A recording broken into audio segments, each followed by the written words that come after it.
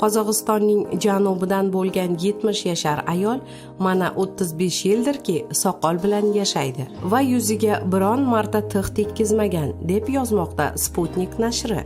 Tanishlari hurmat bilan Muxtabar opa deb chaqiradigan bu ayol ko'p farzandli oilada tavallud topgan.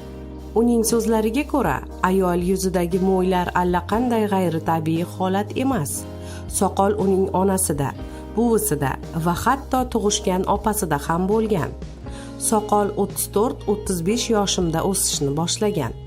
Bu vaqtga kelib turmushga chiqqan edim. O'g'lim va qizim bor edi, deydi Muxtabar.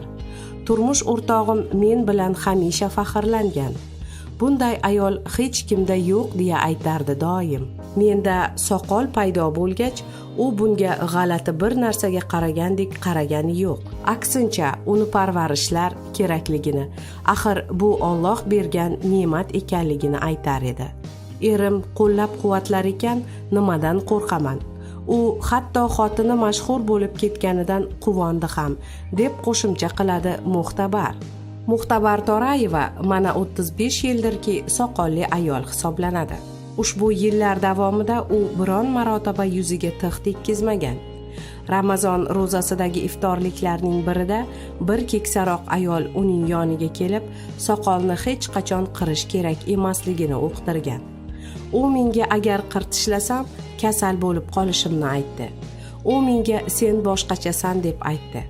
Avlodimizda odamlarni davolash xususiyatiga ega odamlar bo'lgan. Haqiqatdan ham bobomning otasi taniqli mulla bo'lgan va odamlarni davolagan, deb esga oladi Muxtabar. Ayolning aytishicha, u qiziqsinab boqadigan qarashlar va savollarga o'rganib ketgan. Qudamdan kunlarning birida kechalari erkakka aylanmasligim haqida ham so'rashgan. Biz o'shanda miriqib kulganmiz. Ha, shunaqa voqealar ham bo'lib turadi.